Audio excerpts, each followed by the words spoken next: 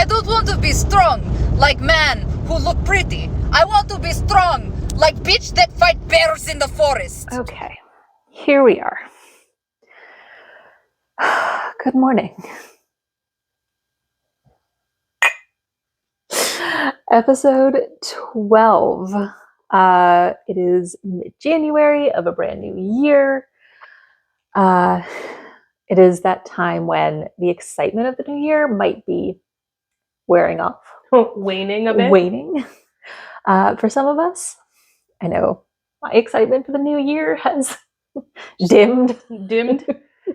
Today is a perfect day to be recording this episode because there's even little snow flurries outside and it's pretty kind of just like dreary. It's a little dreary. My dog's a little anxious. It's appropriate that this is the topic of our episode, staying motivated in the dark days. Yeah. Midwinter. So today we want to kind of address some of the factors that might be contributing to our less than motivated days mid-January. Our dim days. Our dim days. Staying motivated on our dim days. That's the new, Yeah, I like it. New, title of our episode. So first off, if you haven't listened to episode 10, the first episode of January, about goals and reflections, go check it out. It's a great episode. We've already had people take some of the advice from that episode, which is pretty cool. Some great ideas there. Go check it out after you listen to this episode. Yes. Finish this one first. Great. So, like we talked about, January can kind of come in with a bang and then it just kind of fizzles out, is how I like to put it. And some of the things that kind of help contribute to that fizzle is it's short. It's short days. They're cold days. And there's often a lot of dark days, whether it's because it's cloudy, whether there's inclement weather. It's just all of those things seem to really contribute. I know when I was living in the Northeast, these things played a huge factor in just kind of like my daily motivation, how I felt, my overall mood, and also importantly, my relationship with food. Oh, yeah. Because I'm sure everybody can relate in these dark, cold, dreary days. The things you want to eat aren't necessarily what you're usually eating. Like you find yourself craving things that are kind of outside of your normal diet typically. Things that are high in carbohydrates that just make you feel warm and fuzzy, lots of mac and cheese and those kinds of things. I know that this can kind of seem like it's targeted to places like in the Northeast or the Northwest, but it really can be felt in all places because it changes. Like, Florida, they've been having some really cold days in December and January, and that's unusual for them. So it definitely impacts how people feel there. So it can really be felt across the board. I think we give people in like Arizona and Texas a hard time of like, oh, how bad can it be? But it's sunny all the time. Yeah. I mean, last year they had that huge ice storm in Texas that knocked out like their bad days are real bad. Yeah, real bad. We are moving towards more daylight each day, but it's still short days with maybe 8 to 9 hours of daylight, really. And it's just not enough. There's just not enough. It's not. I need more sun. So this all kind of leads to winter fatigue, right? Which is kind of what we're experiencing now. And that's a milder form of seasonal affective disorder, which affects as many as 500,000 Americans every year. Yeah, it's a big number. It is a big number. We need sun. Yeah. And to be outdoors. So some of the symptoms of this are kind of what we've been talking about. They include fatigue, makes sense. Yeah. Weight gain from all those delicious mac and cheese dinners. So, that's because we're craving calorically dense foods and carbs, which is, let's be real, not the unusual for me because I love carbs. but I get it. Little insider information. We have a group on Instagram where we share funny like memes and things, and it started out as like fitness things, and there's still some in there, but the name of the group that Amber, myself, and Shelby, my wife, are in is I Heart Carbs.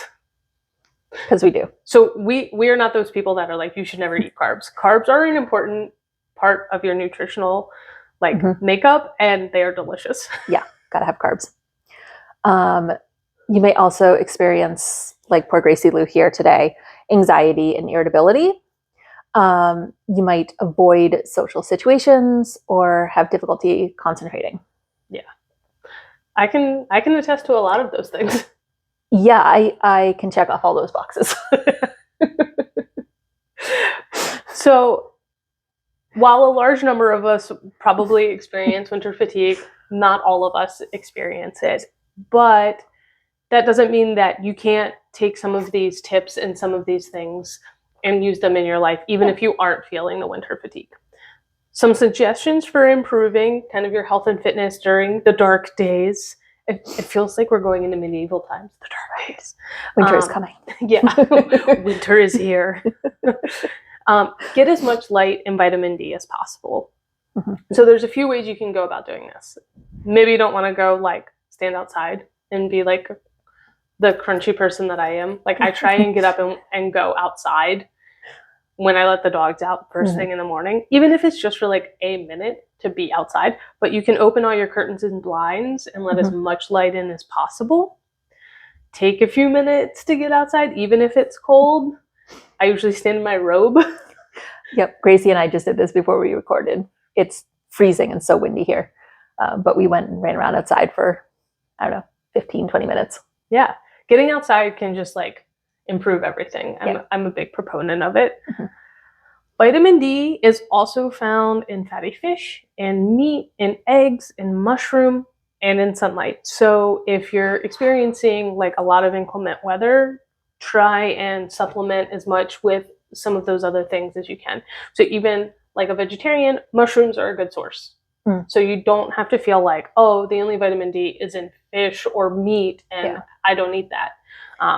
Mushrooms, like a mushroom stroganoff, right? Like you're getting your carbs from the pasta, but you're still getting some vitamin D. So you're fulfilling that like need for carby, delicious things with cream. Like those mushroom raviolis that I have in my freezer from Trader Joe's. Yeah, exactly. So it kind of hits all the things that you need. You might also find that you want to supplement with vitamin D. It's readily available as a supplement. One of my tips is to look for a fish oil that has added vitamin D, because you get the benefits of both that way. And there's a lot that add vitamin D to their fish oils. Nice. So it's a good way to double down. Does my fish oil have added? It did you do the gel caps? I don't know. No, the pump bottles. No, you have vitamin D. Okay, great. Yeah, thanks. The gel caps for SFH don't have the added vitamin D, because if we added the vitamin D to them, they would be like horse pills. Oh yeah, I don't want that. Yeah, no, the liquid version of SFH's fish oil has vitamin D, just in case anybody was wondering. I take Sid's recommendations. She tells me I should take something. I do. It generally, for better or worse. Yeah, generally, I'm steering you in a pretty good direction. So far, I've made it. Yeah. Cool. So, speaking of food, you want to balance your food, or try to balance your food. So like we talked about, during this time, we're usually craving things like stews, mac and cheese, potatoes, sweets, which, like, yeah, obviously. Yeah, like those are the traditional comfort foods. But it's good to try and balance that with some less heavy options. Yeah. So adding veggies to mac and cheese is an option, which I'll be honest, I don't love. I'm not going to do it, but it could be a good choice for those that like veggies in their mac and cheese. I think broccoli in mac and cheese, because like is one of the like go-to for me to get in extra fiber and extra greens, because one of the ways as like children we are taught to eat broccoli is by putting a bunch of cheese on it. And so it's the same effect, but as an adult. So like I like broccoli in my mac and cheese because it makes me feel like I'm just having like a broccoli cheddar soup. Oh, okay. Yeah. All right. I do like a good broccoli cheddar soup. So it's just kind of like same kind of flavor profile. Okay. All right. You can also get lean meats, like turkey, to use in chili or stews, and try fruit instead of the chocolate kisses that I usually eat. My new thing, I'm trying to eat 2 pieces of fruit a day, Nice. which is, I usually eat one because I'll eat a banana or like a apple or something before I go to the gym. But I started taking the frozen fruits that you make smoothies with, and I just pour them into a bowl and leave it on my counter. And then it gets like the nice fruit syrupy sweetness as it falls out. And then it's just like, I have a bowl of fruit and it's delicious. The mango, strawberry, blueberry, it's chef's kiss. Love it. You get like a blueberry, strawberry syrup when it all melts. It's great. That's nice. Yeah. It's really, really good. This next one is one of my favorites because it's something I think lots of people should be doing, and I like to do it. So embrace cultural norms from those who endure a lot of cold and dark days. So places like Nordic countries. So Sweden, Denmark, Norway, they all have ways of dealing with winter fatigue, and they are among the happiest cultures in the world, even though they have these really dark, cold, long days. So in the Nordic lifestyle includes a shit ton of time outside, no matter the weather. They are biking, they are walking, they are hiking, they're outside because it's so important. And it's something that we, especially in America, don't do enough of. We do not get outside enough. So you might be a little less inclined to go stand out in the middle of the rain. I understand. You have to build up to that kind of like resilience. One of the things that I like is in Germany, it's traditional to open all of your windows and doors, doesn't matter the time of year, for 10 minutes a day to at least bring the fresh air into the home. So it could be raining, it could be snowing, it could be whatever, but like for 10 minutes, we're going to open everything up and just get that fresh air inside, which I think is awesome. Love that. Yeah. The next one I really personally love. So I think you say it as fika. So practicing fika, which means in Swedish, coffee break. And it's more than just taking a break for coffee. It's about like socializing during that time, spending quality time with people. Adding a sweet is crucial. Like that is a component. So when you're craving sweets, like having a dedicated time of like, I'm not just going to snack throughout the day, but I know that I'm going to have this built-in coffee break where I get this sweet, can help minimize how much sweets you're eating during the day, because you have time set aside. So like cinnamon buns, cookies, cakes, they're all part of the experience. And they often recommend having a coffee break maybe more than once a day. So like you take one in the morning, you take one in the afternoon. Love that. And you just sit, you socialize, you call a friend, you do whatever during that specific time. And I think that that's great because who doesn't love a coffee, like built-in coffee break? Right? That's so good. I love that. Yeah. I will be expecting my coffee break call so that we can drink coffee and eat stroopwafels. Yes. Every morning now. Yeah. Did you know Costco carries stroopwafels? I did not know that. Yeah, we got some. Okay. I can't make another run to Costco. They're not as good as Stonewall's, but they fill the gap. Okay. Yeah. So after you've had all these sweets, it's about balance. It's important to also exercise, train, move your body, whatever you want to call it or do. And this kind of goes along with that, getting outside and things. You should try to stick with the program for at least 3 months. It doesn't matter what it is, honestly, as long as you are moving your body. It can be just walking outside preferably, Mhm. or on a treadmill. Doing yoga, doing CrossFit, any kind of hybrid fitness. Commit to doing it for at least 3 months and start off slow. Like, you don't have to go ham 7 days a week when you Yeah. first start this. Like, that's ridiculous. You know, try to do this 2 or 3 times a week. If you haven't been active, or like you're just getting back into fitness, start slow. Trust me. Or if you've been doing something, the same routine or program for a while, it might be getting kind of stale, kind of boring. Yeah. Try incorporating something new, like rock climbing, which we're doing. Or I guess I'm doing. You've been doing it for a little while. Or cycling, which I don't enjoy. But if you like cycling, Yeah. that's a great exercise, a great way to move your body and get outside.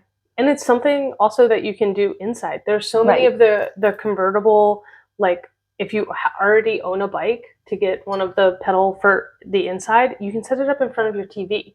So like if you're trying to get back into it and like trying to change things, again, going slow, and maybe you're like, I don't want to cycle in the middle of winter, and I just want to be Sounds awful. moving, and I need something to like entertain me a little bit and keep me engaged in this. There's no reason you can't set it up in front of your TV and watch a 30-minute show like While The you cycle. Office while you cycle, and there, done. Check that box off. I got moving. I'm starting something new. It's great. Yeah, it's a great idea. I have them on occasion. You do. Yeah. Implementing them is the other. Yes. That's the tricky part. That's the harder part, yes. Okay, so for everyone out there who knows me, this one might shock you, but I actually am really good at this. Practice being bored or doing nothing. So I am. I don't do it often. I don't think it counts when you sleep. No, okay. Here's an example. I don't do anything in a car. Like if I'm on a car trip and I'm riding as the passenger, I'm not playing on my phone. I'm not reading. Like I look out the window. It's just, so many people want to distract themselves and be entertained all the time. And it's not good for your brain. Like sometimes you have to be bored. Just shut down. Yeah. Put in sleep mode for a while. Yeah, exactly. So being bored or doing nothing can have lots of benefits. It can improve mood, creativity, and it can make you more productive in the long run. So we live in a super stimulating world, and it's easy to always have something entertaining us, whether it's Netflix, smartphones, emails going off, the rise of just like 24-hour news. I'm sure there's a ton of studies, and I would love to see them, of like attention span and like overstimulation, and when 24-hour news became a thing. Because like remember the news used to come on in the morning, in the evening. That was it. And then it gave the world time to do things, to digest what they heard. Yeah. And it's just like that's a whole nother topic. And so this list of entertainment is just so long. One of the things that I'm trying to do, and that I have noticed, is that we'll put a show on and then immediately pick up our phone. So we have two forms of entertainment going on. And it's like, what? No, put the phone down. Pay attention. Like you have one form of entertainment. Focus on it. Why do I need so many forms? Like, talk about overstimulation. This can be really hard to do, so it's important to set aside some time and practice. Maybe sit outside with no phone and let your mind wander. I like to do that with a cup of coffee. Maybe if you're like, okay, I don't know, maybe go to like a steam room or a sauna and like treat yourself a little bit. And you usually can't have electronics and things in there, so you just have to sit and just like be present. Or even just take your coffee onto your couch for 15 minutes with no distractions. Like, don't turn on the TV, put your phone in another room, just sit with your coffee and see what happens. Yeah. Might be really awesome. That does sound nice. Yeah. It's a good tip. I'm sure the dogs would enjoy that. Just sitting with coffee, because they'd be like, great. Yeah, that means it's time to pay attention to us. exactly. And like, I can't imagine what like dogs and kids think now because everybody always has their phone Right. like in their face. Like the dog's like, "Hello, I'm here."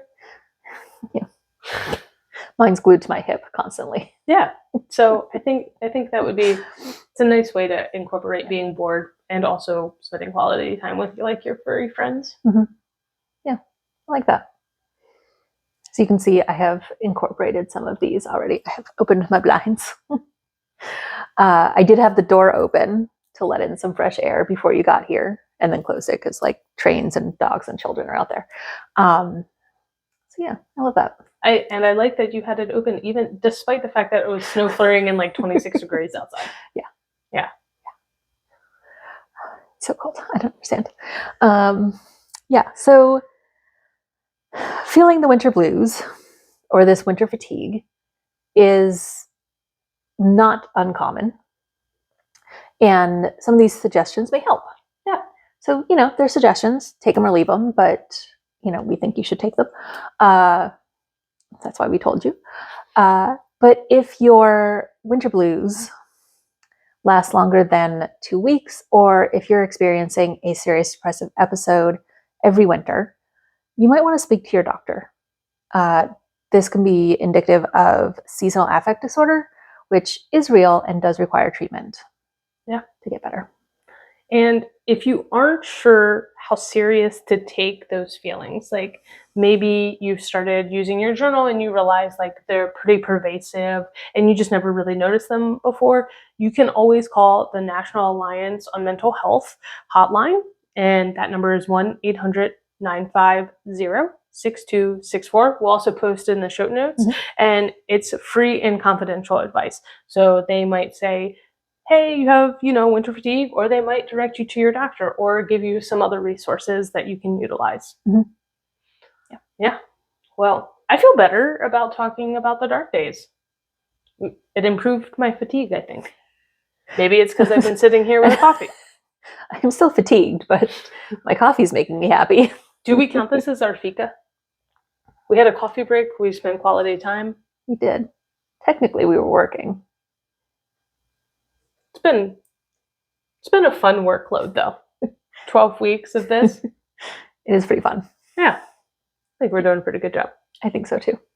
Awesome. Cool. Yeah. Well, make sure to listen next week because we are going to have another guest star on our show. Guest star. These people didn't know that they're coming on like Ellen. I